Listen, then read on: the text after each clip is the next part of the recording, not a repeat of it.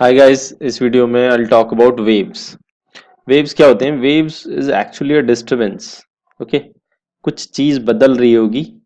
ठीक है, वो चीज प्रेशर, वो चीज किसी पार्टिकल का डिस्प्लेसमेंट फ्रॉम मीन पोजीशन, वो इलेक्ट्रिक या मैग्नेटिक फील्ड की वैल्यू, और वो positions of particle from a base level, ये सारी चीजें बदलती हैं।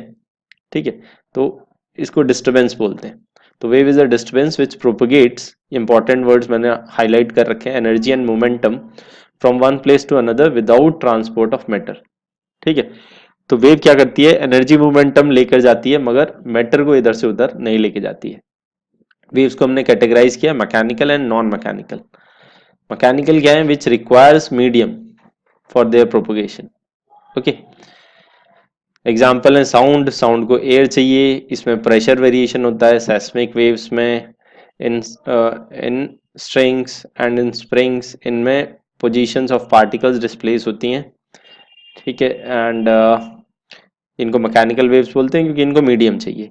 हाँ, ये बात बहुत इंपॉर्टेंट है। Elasticity and inertia are the two important point properties of the material जिनसे मैकेनिकल वेव्स प्रोड्यूस की जानी है। ठीक है, तो एक मीडियम को इलास्टिक भी होना पड़ेगा, तभी आप मैकेनिकल वेव्स में बना पाएंगे। And it has some inertia also. Okay, obviously कुछ पार्टिकल्स होंगे तो उनके कुछ मासेस वगैरह भी होंगे ही होंगे। तो ये दोनों प्रॉपर्टी किसी एक मीडियम में मस्ट है। एक परफेक्टली रिजिड मटेरियल में आप कोई वेव नहीं बना सकते।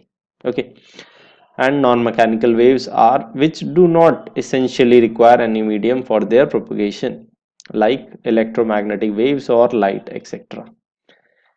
ठीक है, अब वेव्स को कैटेगराइज करने का एक और तरीका है, that is on the basis of oscillation of particles. ठीक है, अब हम मैकेनिकल वेव्स के बारे में मेनली बात करेंगे। इस चैप्टर में will deal mostly mechanical waves only. ठीक है, तो कुछ प्रॉपर्टीज मैकेनिकल और नॉन मैकेनिकल की मैच करेंगी, मगर सब नहीं। ठीक है, तो आते हैं ट्रांसवर्स वेव, जिनमें ऑसिलेशन ऑफ पार्टिकल जो है वो एट परपेंडिकुलर और right angle to the direction of propagation of wave हो रहा है। ठीक है, मींस पार्टिकल ऐसे ऑसिलेट कर रहा है और वेव ऐसे जाती है। ठीक है, ये आपने नोटिस किया होगा स्टेडियम में, इसको मैक्सिकन वेव बोलते हैं। ठीक है, एक आदमी अपनी जगह पे खड़ा होता है और वापस बैठ जाता है। ठीक है, और उसके पड़ोसी यही मोशन रिपीट करते हैं, और वेव जो है वो पूरे स्टेडियम में इस डायरेक्शन में मूव करती है, और पार्टिकल मींस ह्यूमंस का जो मोशन है वो अप एंड डाउन टाइप का ही होता है। तो that is in day to day life is an example of transverse wave. Okay, so longitudinal wave. Longitudinal waves में क्या है? पार्टिकल्स जो है मीडियम के, they oscillate in a direction of propagation of wave. ठीक है, पार्टिकल्स भी ऐसे ही ऑसिलेट करेंगे आगे पीछे, और वेव भी इसी डायरेक्शन में जाएगी। ठीक है, pressure wave, sound wave are the examples of longitudinal waves. Okay, spring में भी आप लॉन्गिट्यूडनल वेव्स बना सकते हैं।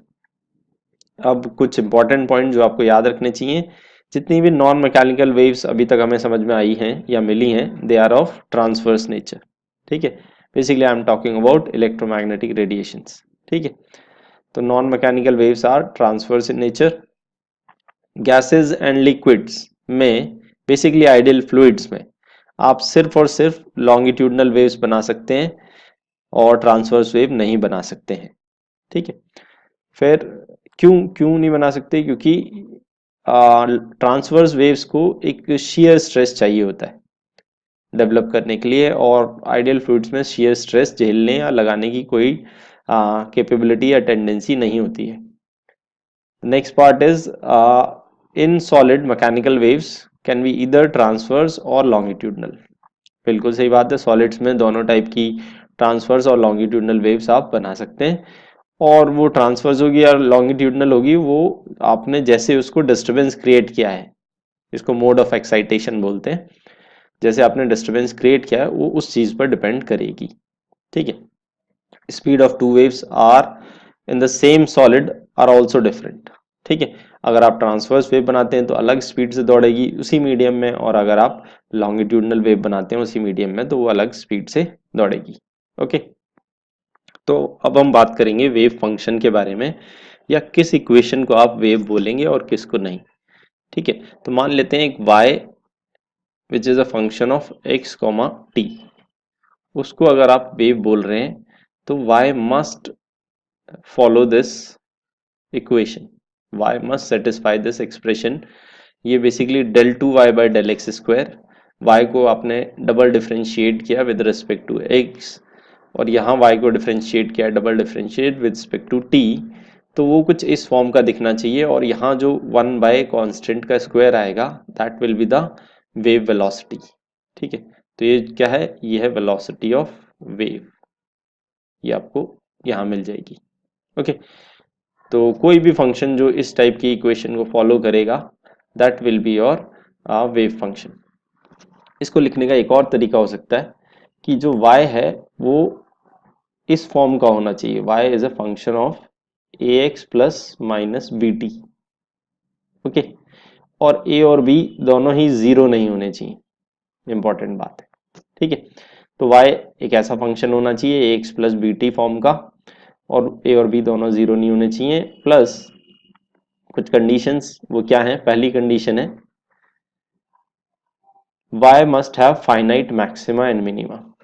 ठीक है, y की मैक्सिमम वैल्यू भी एक फाइनाइट होनी चाहिए और y की मिनिमम वैल्यू भी एक फाइनाइट होनी चाहिए।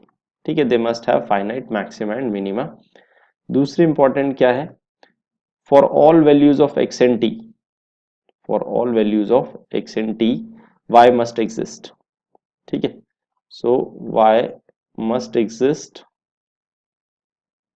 exist for all values belonging to x comma t, for all real x and t।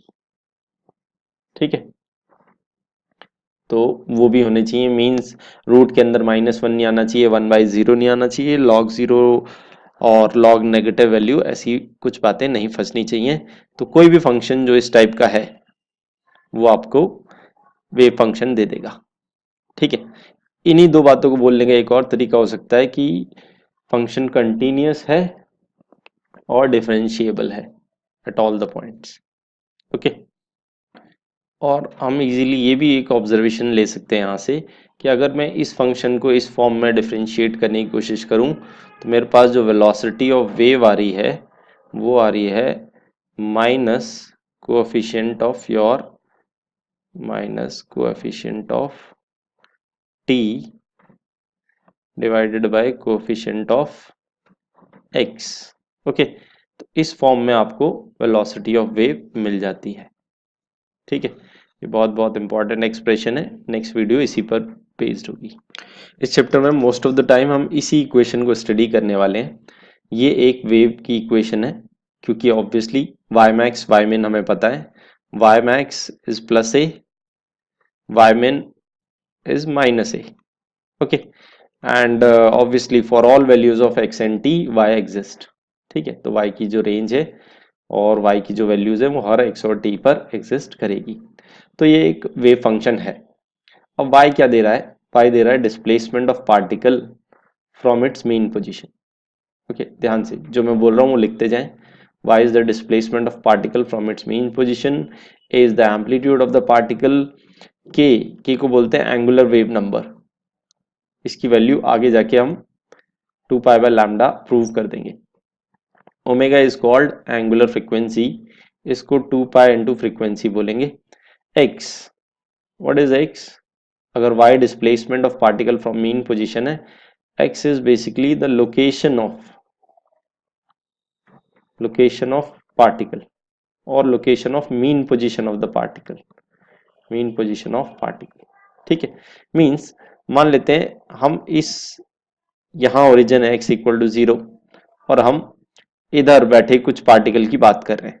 ठीक है, तो ये x equal to X not पर जो पार्टिकल है वो इधर कितना डिस्प्लेस हुआ है, ये अपनी मीन पोजीशन से कितना डिस्प्लेस हुआ है, that is called displacement of particle from mean position, वो y है। a कितना ज्यादा से ज्यादा डिस्प्लेस होगा, दिस इज a, इससे ज्यादा वो डिस्प्लेस हो नहीं पाएगा, अभी वो वापस आएगा and it will displace like this. और किस टाइम पर वो कहां पर कितना डिस्प्लेस्ड है, ये इक्वेशन y x और t की फॉर्म में बताता है। ठीक है। तो this is the equation of a wave. इसको अगर आप डिफरेंशिएट करते हैं dy बाई डी टी, तो you are getting velocity of particle. Okay, velocity of particle क्या आने वाला है, ए ओमेगा, अभी इसमें माइनस साइन के साथ, तो साइन का डिफरेंशिएबल कॉस के एक्स माइनस ओमेगा टी। ठीक है, so that is the velocity of particle. Maximum velocity A omega है क्योंकि वो सब एसएचएम कर रहे हैं। अगर आपको एक्सेलरेशन ऑफ पार्टिकल चाहिए हो तो d two y by D t square कर दें, you will get acceleration of particle. अगर आपको स्लोप चाहिए हो, slope is d y by d x.